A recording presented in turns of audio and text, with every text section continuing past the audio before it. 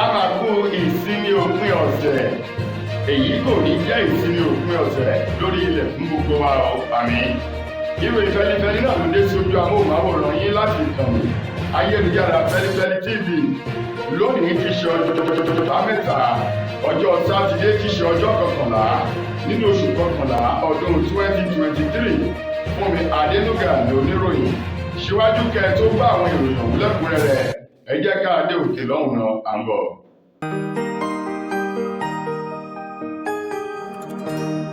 Ìròyìn Feli-feli TV, àjààbálẹ̀ làwọn ìròyìn ti wà, máa wò lóòrèkóòrè.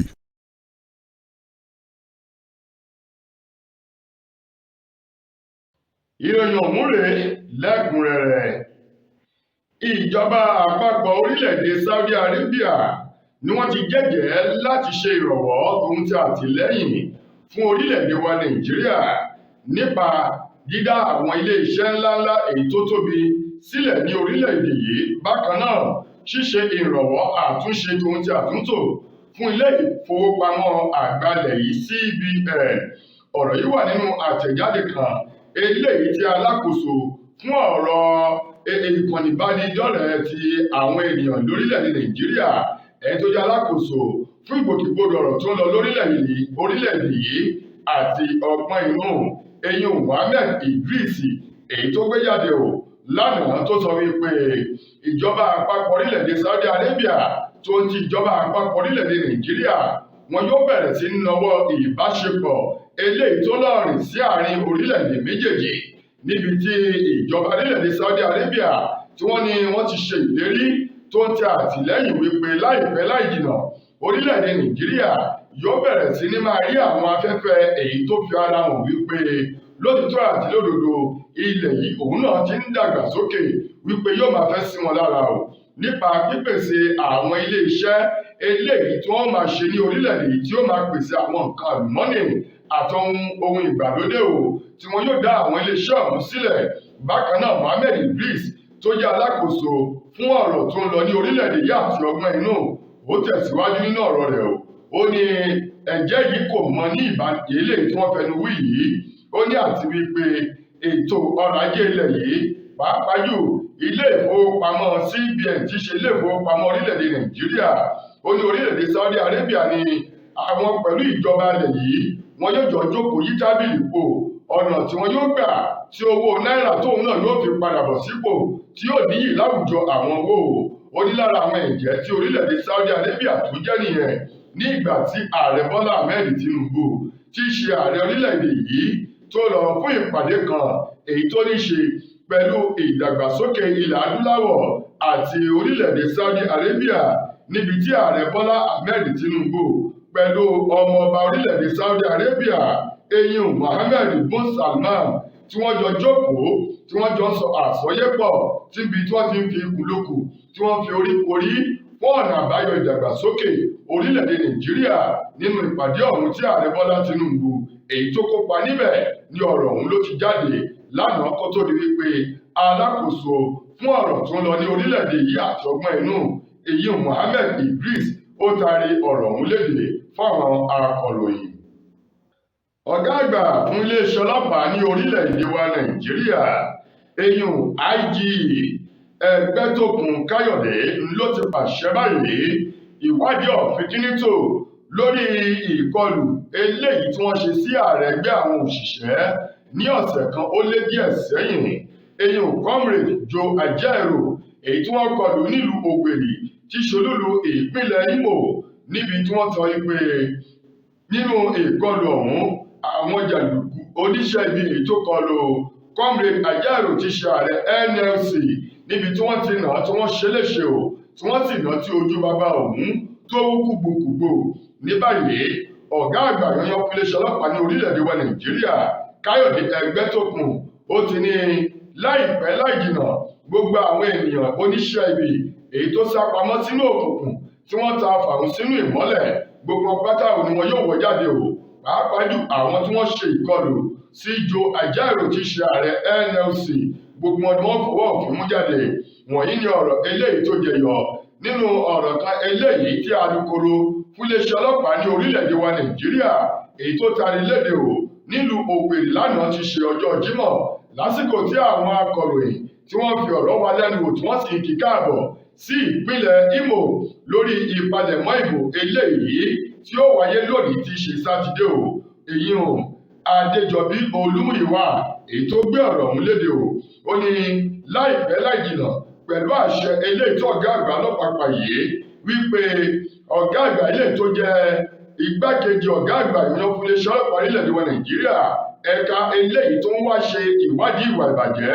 èyí tí wọ́n pè ní First Criminal Investigation Department wípé wọn yóò gbé àbájáde àti gbogbo àwọn èèyàn èyí tó bá lọ́wọ́ nínú ìkọlù tí wọ́n ṣe sí Ìjọ Àjàrò ni wọn yóò wọlé de tí wọ́n sì fi ọ̀rọ̀ ọ̀hún sí àwọn akọ̀ròyìn létí gẹ́gẹ́ bí Olúmúyìwá Adéjọbí bó ṣe sọ̀rọ̀ ọ̀hún nílùú Òwèrì lánàá tí ṣe ọjọ́ Jímọ̀ ọjọ́ 10 nínú oṣù kọkànlá ọdún tí a wà yìí. Ọwọ́ iléeṣẹ́ ọlọ́pàá ìpínlẹ̀ Ògùn ló ti tẹ ọ̀gbẹ́ni kan ẹni ọdún 32 32 years Gbénga Kọ́láwọlé fún ẹ̀sùn wípé ó ní àjọṣepọ̀ oníyùnkẹ́yùnkẹ́ tìpátìkùkù pẹ̀lú ọmọdébìnrin tí ṣe ọmọ ọdún 16 kan ní agbègbè kan tí wọ́n pè ní Àdùbí ní ìjọba ìbílẹ̀ Ewékorò ní ìpínlẹ̀ Ògùn gẹ́gẹ́ bí ẹni tó jẹ́ alukoro fún iléeṣẹ́ ọlọ́pàá ní ìpínlẹ̀ Ògùn Ọmọlọ́lá Òdútọ́lá èyí tó fi ọ̀rọ̀ léde fún àwọn akọ̀ròyìn lánàá ó ní ìṣẹ̀lẹ̀ ọ̀hún ló ṣẹlẹ̀ eléyìí ti ṣe wípé ọjọ́ 6 nínú oṣù kọkànlá ọdún tí a wà yìí ní ìṣẹ̀lẹ̀ ọ̀hún ṣẹlẹ̀ nínú ayẹyẹ ilé ìjọsìn kan èyí tó máa ń wáyé ẹlẹ́ẹ̀kan lọ́dún ní ìṣẹ̀lẹ̀ ọ̀hún ti ṣẹlẹ̀ níbi tí wọ́n ní ọ̀gbẹ́ni Gbénga Kọ́láwọlé òun ló rọ ọmọbìnrin ọmọ ọdún 16 ọ̀hún ló rọ lọ́tí yó tó sì mú yó bámú wọ́n ní lẹ́yìn tó rọ ọmọbìnrin ọ̀hún léjeléje lọ́tí yó tí ọmọ ọ̀hún mọtí yó tán ló ti mọ ilé ìtajà èyí tí wọ́n ti ń ta ọtí lẹ́bàá ọ̀nà tá a mọ̀ sí bíà palọ̀ ló ti ọmọbìnrin mọ́bẹ̀ kó tó di pé wọlé tọ́ tó ní àjọṣepọ̀ tìpátìkùkù pẹ̀lú rẹ̀ kó tó di pé àṣírí rẹ̀ tú sọ́wọ́ ọ̀gbẹ́ni kan Sunday Ibrahim eléyìí tó fi ọ̀rọ̀ ọ̀hún tó ìyá ọmọdébìnrin ọ̀hún létí kó tó di pé ìyá ọmọdébìnrin ọ̀hún ó fi ọ̀rọ̀ ọ̀hún tó àwọn ọlọ́pàá létí kí wọ́n tó fi ọwọ́ òfin gbé Gbénga Kọ́láwọlé báyìí èyí tó ti wà ní àkólò àwọn ọlọ́pàá gẹ́gẹ́ bí wọ́n ti sọ wọ́n ní nínú ìsìn eléyìí tó jẹ́ ti ilé ìjọsìn àti ayẹyẹ ilé ìjọsìn ẹlẹ́ẹ̀kan lọ́dún tí wọ́n máa ń ṣe níbẹ̀ ní ìṣẹ̀lẹ̀ ọ̀hún ti ṣẹlẹ̀ ṣùgbọ́n Gbénga ọ̀hún ó ti wà ní àkólò àwọn ọlọ́pàá. Iléeṣẹ́ ọlọ́pàá ní ìpínlẹ̀ Ọ̀yọ́ lánàá ni wọ́n ṣe àfihàn bàbá oníṣẹ́ ibi kan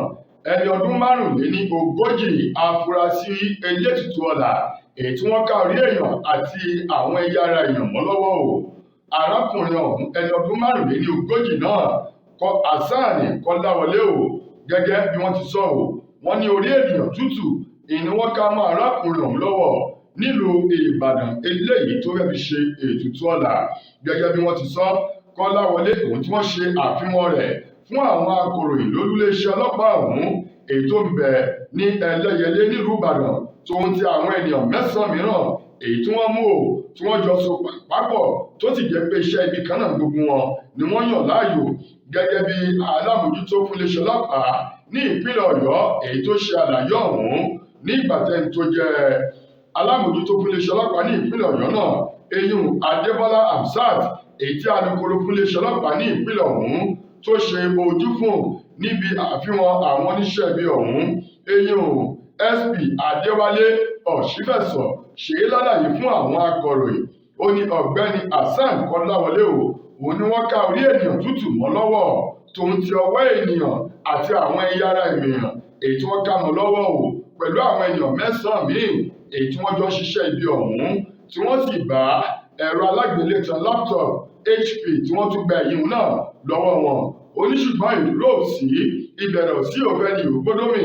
ó ní kíá tí wọ́n bá ti parí ìwádìí wọn báyìí wọ́n ó taari wọn lọ sílé ẹjọ́ fún ìdájọ́ èyí tó péye lábẹ́ òfin gẹ́gẹ́ bí wọ́n ti sọ látẹnu alukoro fún iléeṣẹ́ ọlọ́pàá ní ìpínlẹ̀ Ọ̀yọ́ lánàá. Nínú ìròyìn amúlùúdùn lára àwọn ọmọ orílẹ̀-èdè wa Nàìjíríà èyí tó ń kọrin tàkasùfé bíi 4 sí 5 òun mà ní àwọn elétò tí wọ́n ń ṣe ètò ìfi àmì ayẹyẹ dánilọ́lá wò lágbàńlá ayé gẹ́gẹ́ bí wọ́n bá ti mọrin kọ sí òun ni wọ́n ti mú díẹ̀ nínú wọn báyìí. Eyín àwọn tí wọ́n ṣe ìṣàkóso Grammy Award ni wọ́n ti mú Davido, Burna Boy, Ayra Starr, Àṣàkẹ́ tòun ti Ọlámídé. Àwọn márùn-ún wọ̀nyí ni wọ́n ti fi orúkọ wọn mọ́ orúkọ àwọn èèyàn tí wọ́n ní ó ṣeé ṣe káwọn náà kí wọ́n tẹ́wọ́ gba àmì ẹ̀yẹ mọ́ àwọn ènìyàn tó ń ṣe dáadáa lágbàńlá ayé ní ìgbà tí ètò ọ̀hún yóò bá fi wáyé gẹ́gẹ́ bí àwọn olùṣàkóso Grammy Award eléyìí tí wọ́n fẹ́ ṣe ti ọdún 2023-2024 èyí tó jẹ́ ẹlẹ́ẹ̀kẹfà lé ní ọgọ́ta irú ẹ̀ 66 edition ni wọ́n ti ní pẹ̀lú báwọn ṣe ń tanná káàkiri láti mọ àwọn tí wọ́n ṣe dáadáa yálà nínú orin àwọn tí wọ́n ń gbóni jáde àbí ohun gbogbo tó ní ṣe pẹ̀lú ẹ̀ka amúlùúdùn ni wọ́n rí wípé Davido, Burna Boy, Ọlámídé, Àṣàkẹ́ àwọn wọ̀nyí wọ́n ṣe dáadáa nínú ọ̀rọ̀ èyí tí Davido wá sọ ó ní ìgbà tí ènìyàn ò bá ti kú kó máa ní ìrètí ohun tó dáa. Ó ní ọ̀pọ̀lọpọ̀ ọgbà ni àwọn ènìyàn máa ń bò òun lọ́dọọdún wípé pẹ̀lú bóun ti mọ ní kọ́tò ó ní ọdọọdún ló yẹ kóun máa gba àmì ẹ̀yẹ Grammy yìí ṣùgbọ́n tó ń dá wọn lóhùn wípé ohun gbogbo pẹ̀lú àsìkò ni ó ní àsìkò tóun tó lọ́dọ̀ Ọlọ́run nù láti lè jẹ́ kí àwọn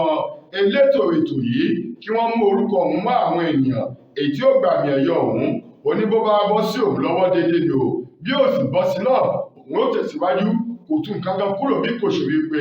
ó tún jẹ́ kí òun máa gbáradì láti máa ṣe dáadáa síwájú sí i gẹ́gẹ́ bí Davido bó ti sọ ọ̀rọ̀ ọ̀hún lánàá ní gẹ́rẹ́ èyí tí orúkọ rẹ̀ yọ nínú orúkọ wọn. Nínú ìròyìn eré ìdárayá James Mason tó jẹ́ ọ̀kan nínú àwọn ọmọ agbábọ́ọ̀lù orílẹ̀-èdè England báyìí tó tún gbá bọ́ọ̀lù jẹun fún ikọ̀ Tottenham òun màlẹ́ni tó jẹ́ akọ́nimọ̀ọ́gbá wọn èèyàn Ange ló ti sọ fún òun wípé kí àwọn ènìyàn mú ọkàn kúrò lórí ọmọ agbábọ́ọ̀lù ọ̀hún látàrí ìfarapa eléyìí tó ní lọ́jọ́ ajé ọ̀sẹ̀ eléyìí tá a lè tán yìí lórí pápá wọ́n ní ìfarapa yìí kò ní lè jẹ́ kí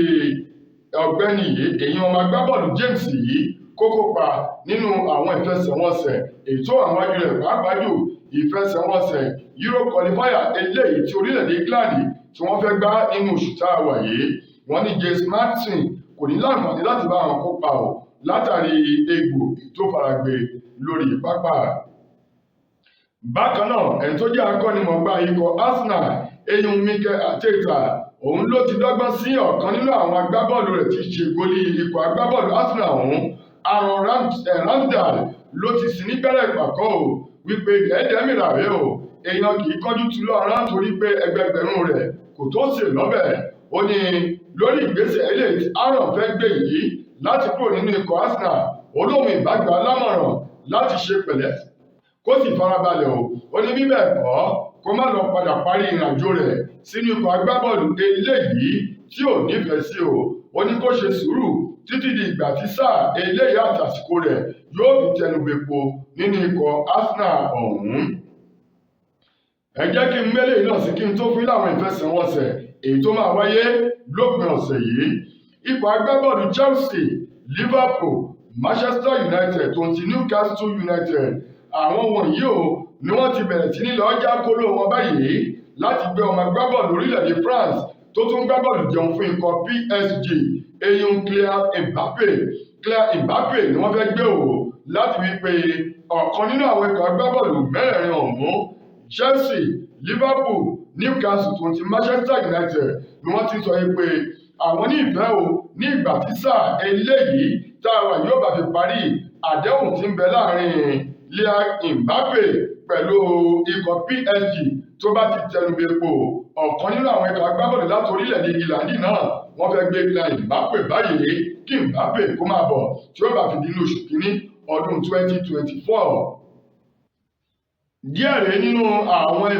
ìfẹsẹ̀wọnsẹ̀ tó máa wáyé lónìí ti ṣe ọjọ́ sátidé ọjọ́ 11 nínú oṣù kọkànlá ọdún 2023. Ikọ̀ ní orílẹ̀-èdè England lọ́hùn-ún EPL ikọ̀ agbábọ́ọ̀lù Wolves àwọn pẹ̀lú Tottenham ni ó jọ wákò nígbà tí Arsenal yóò gbàlejò Burnley. Crystal Palace náà yóò wà nínú àfihàn o nígbà tí wọ́n máa retí Everton.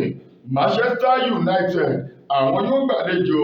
Luton Town ní tiwọn. Bákan náà Bournemouth àwọn náà yóò gbàlejò Newcastle United. Nínú ìdíje ìfẹsẹ̀wọnsẹ̀ La Liga lónìí lórílẹ̀‐èdè Spain, Rayo Vallecano àwọn yóò gbàlejò Girona nígbà tí Almeria táwọn náà yóò gbàlejò Real Sociedad. Bákan náà Granada àwọn náà yóò wà nínú ilé wọn láti lọ Getafe kúná yányán o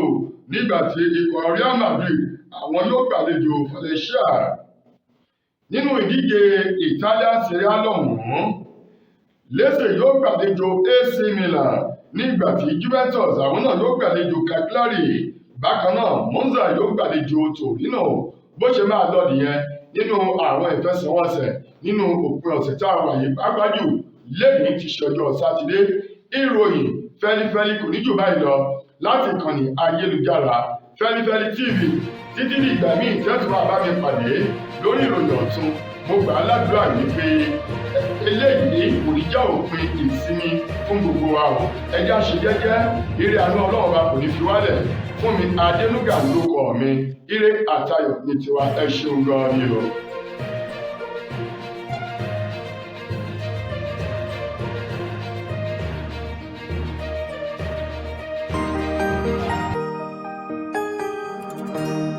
Ìròyìn Feli-feli TV àjààbálẹ̀ làwọn ìròyìn ti wà máa wò lóòrèkóòrè.